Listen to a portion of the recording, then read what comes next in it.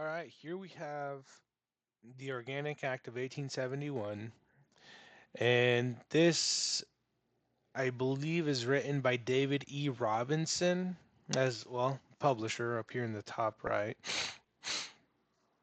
Published 7/25 of 2012, and this is his. Well, maybe you guys have heard of David E. Robinson. He's got a couple of books out there.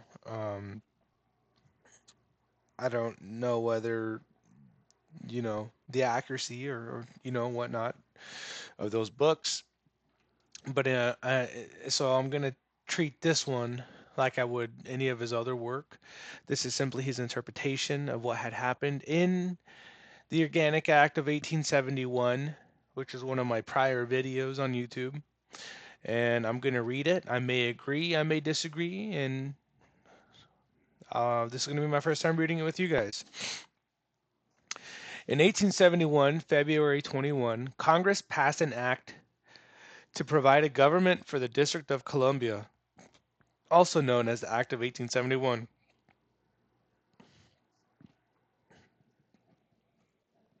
With no constitutional authority to do so, Congress created a separate form of government for the District of Columbia, a 10-mile square parcel of land.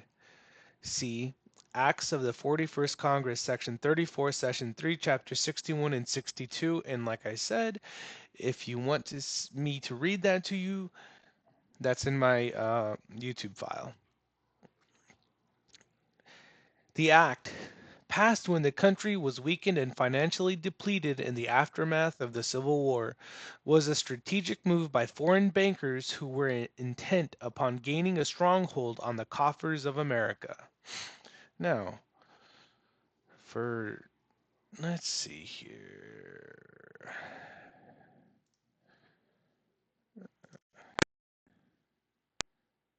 What does that mean?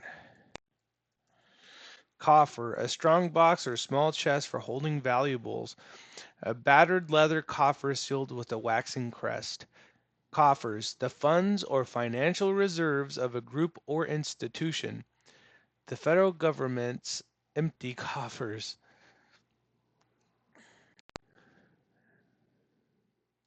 So, now that we know what that means,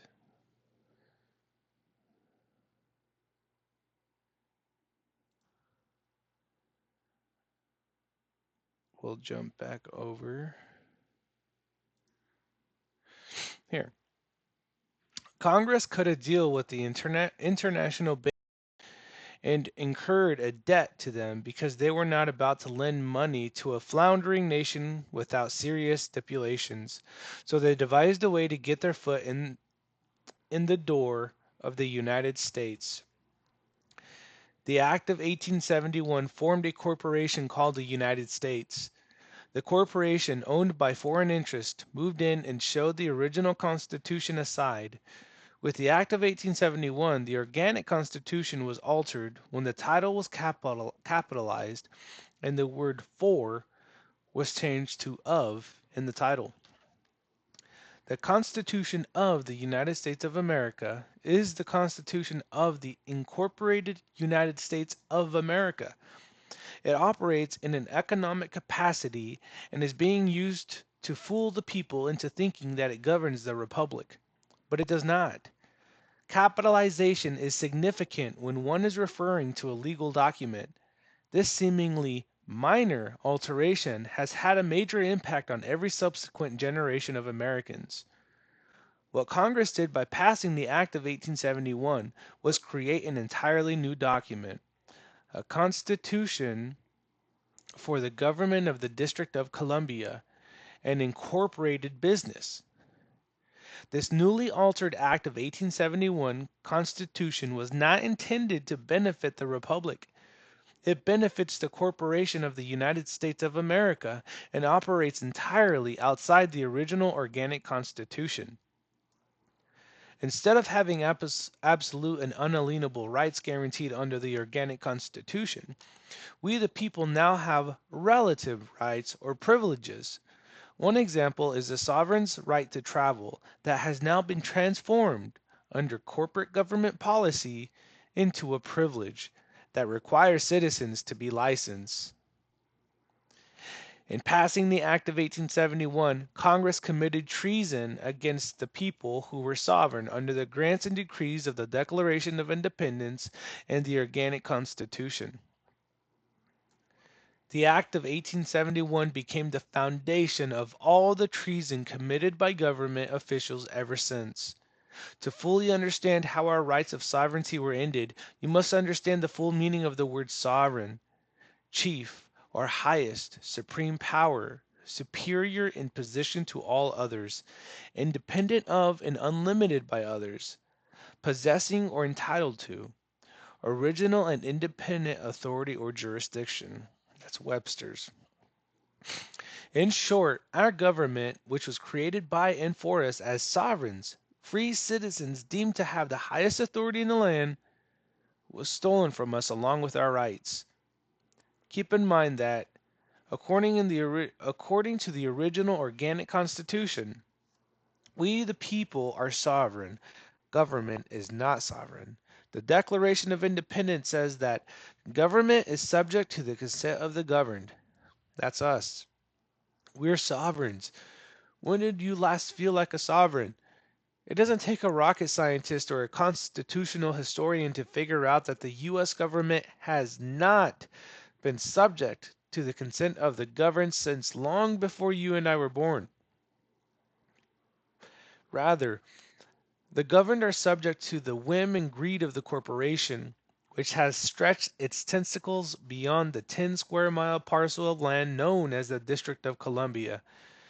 It has invaded every state of the Republic.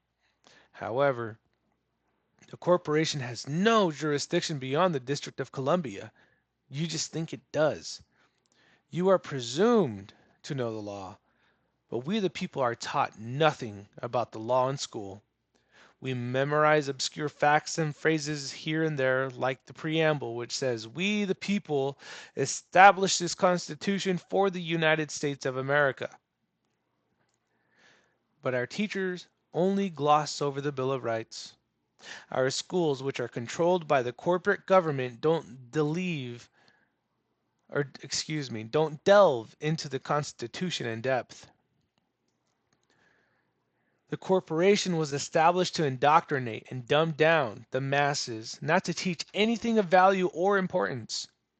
Certainly, no one mentioned that America was sold out to foreign interests and that we were obligated to pay the debt incurred by Congress, or that we are in debt to the international bankers.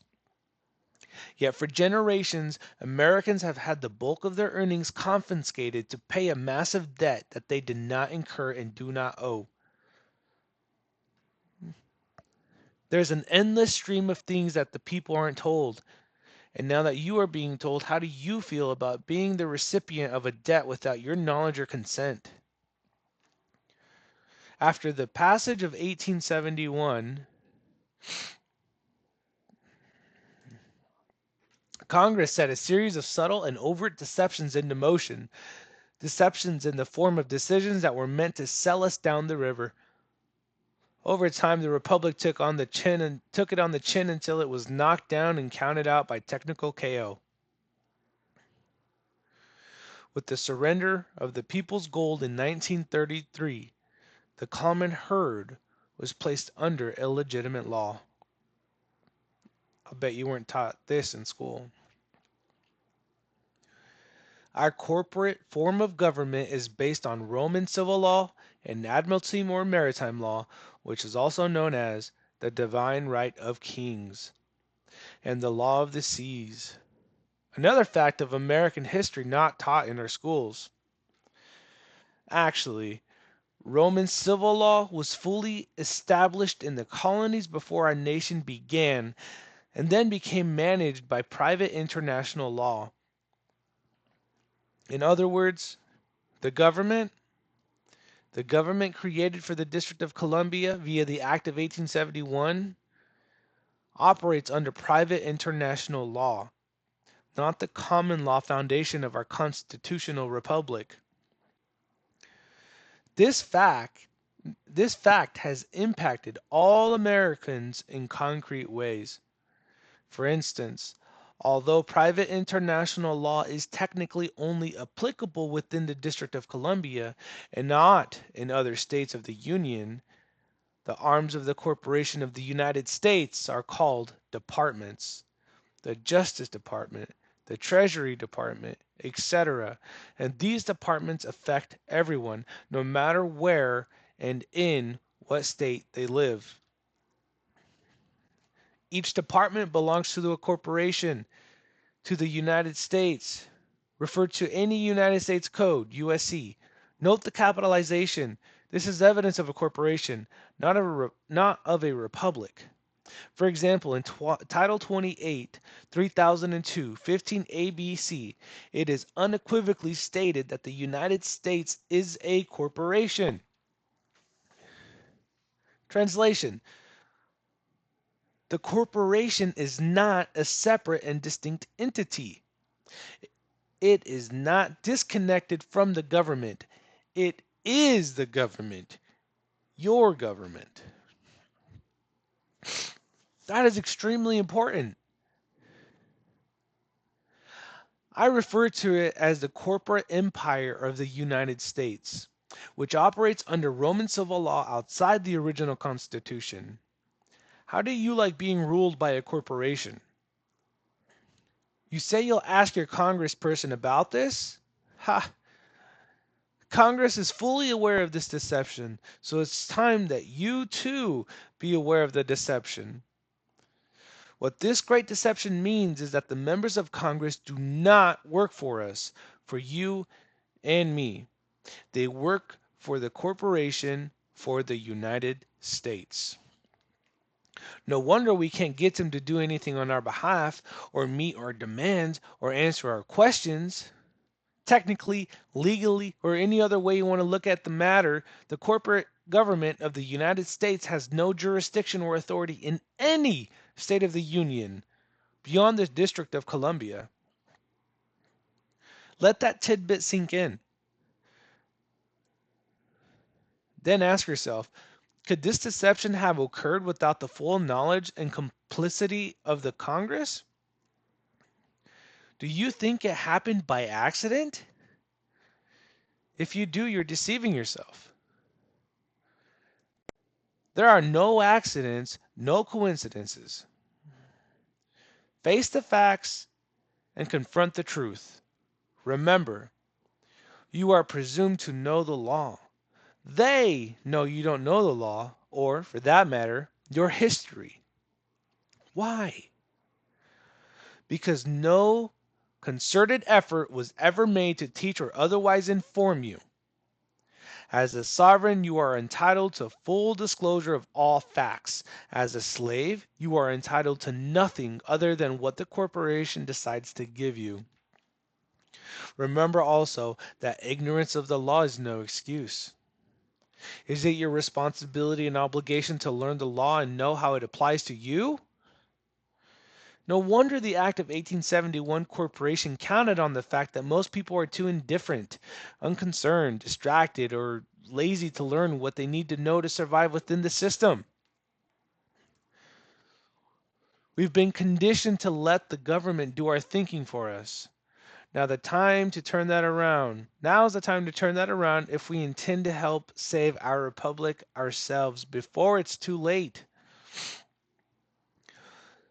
As an instrument of the international bankers, the United States owns you from birth to death.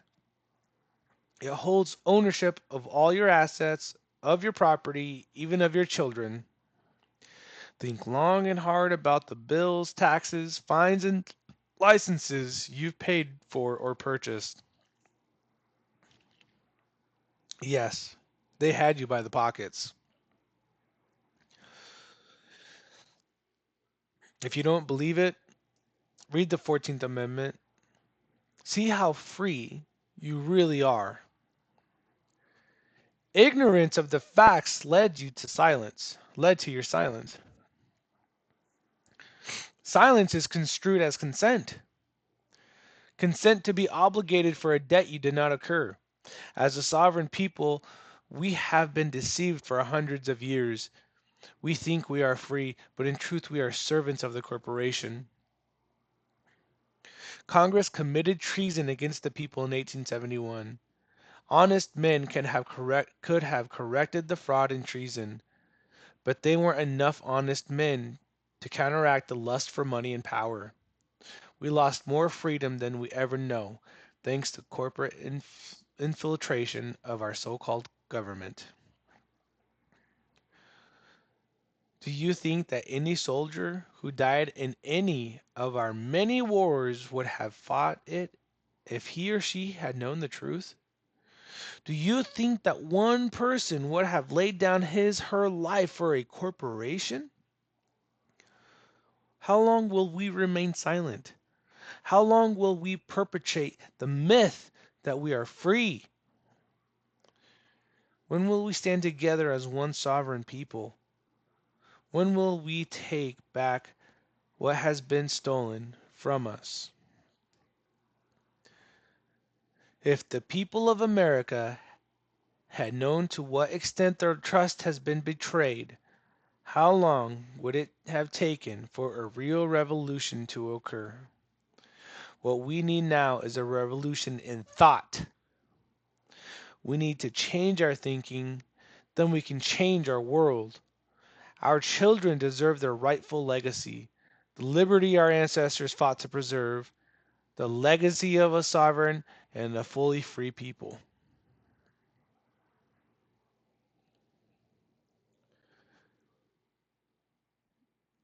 David E. Robinson, man, that was beautiful.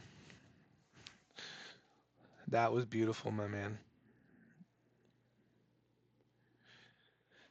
Maine Republic email alert number 174. The Organic Act of 1871 by David E. Robinson